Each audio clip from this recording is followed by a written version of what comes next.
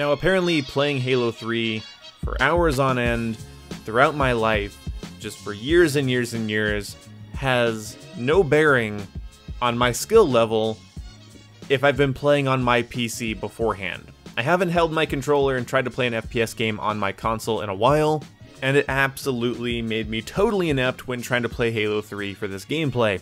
And the reason it's only Halo 3 is because apparently no one wants to play 2 Anniversary, or Halo 4 tonight, so I just had to play 3. But a lot of you guys know that I'm kind of a weird Halo fan. I love the games, I love the characters, I love the multiplayers and the campaigns, but I think that, like, objectively, most of it didn't age well, just in terms of Halo in general. The campaigns are pretty goddamn timeless, even though I hate the mission structure in Halos 1 and 2, and I think Halo 3's story, although it's fun to play through, is, like, kind of thin, and I didn't really care about the plot that much. I don't know, I'm probably gonna get crucified for that. I'm a Halo Reach fanboy, and I honestly think that Halo 4's multiplayer is very crisp. My opinions on Halo 5, it goes as follows. Anyway, today I decided to go try out the update that happened almost 2 weeks ago now. Sorry about the wait. The update for the MCC, that actually makes the game run at 60 Hz. The servers before were, I think, probably refreshing around 24 to 30 if I had to take a stab in the dark. But now, Halos 2, 2 Anniversary, 3, and 4 run at 60 Hz, and unfortunately for you guys, I could only test 3. Now let me make it clear. I know that tick rate is important, and of course, a game refreshing at 60 is better than 30. Now hear me out. I don't think the majority of gamers can tell just by playing a game whether or not it's 60 Hz, 30 Hz, 120 Hz, whatever it might be. I would be very surprised to play with someone that can just sniff out the tick rate of the game they're playing. In fact, everyone I knew when Black Ops 4 came out had like no trouble playing the game. They were doing really well and they were having a lot of fun.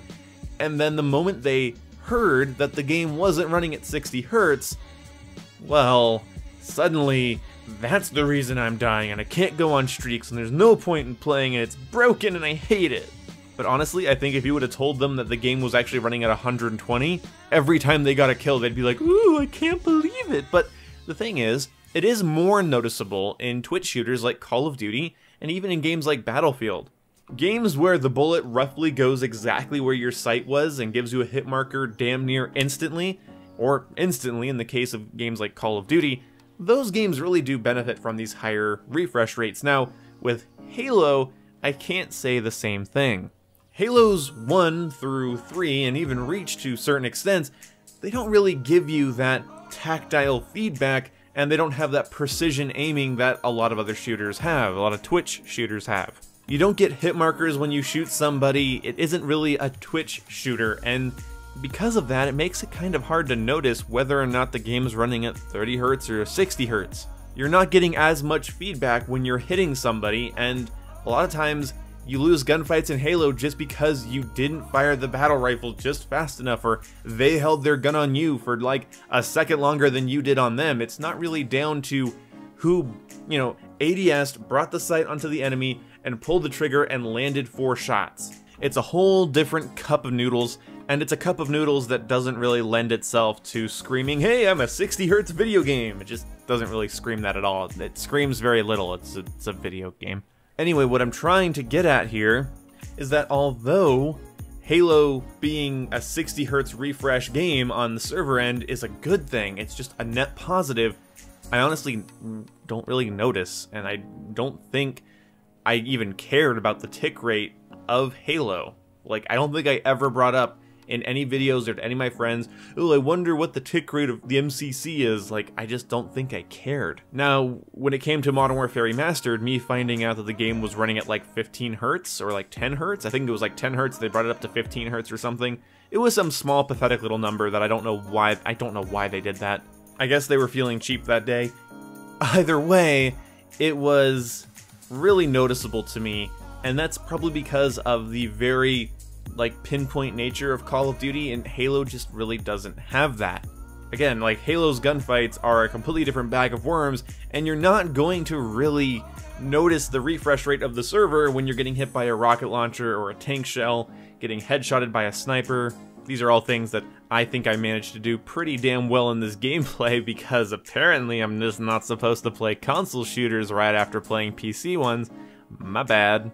You might notice it in certain one-on-one gunfights with weapons like the carbine or the battle rifle, but you're really not going to notice it when you're getting fragged around a corner or some shit. I really wish I could have tested Halo 4, because Halo 4 has a much more twitch shootery nature to it. It's a lot more responsive, and it gives you very clear feedback when you're hitting somebody with the whole hit marker system. Again, I think server refresh rates do make a big difference in twitch shooters. In games like Battlefield, I can really tell between the different listed refresh rates. And the reason I say listed is because if they weren't listed, I don't know if I would actually notice.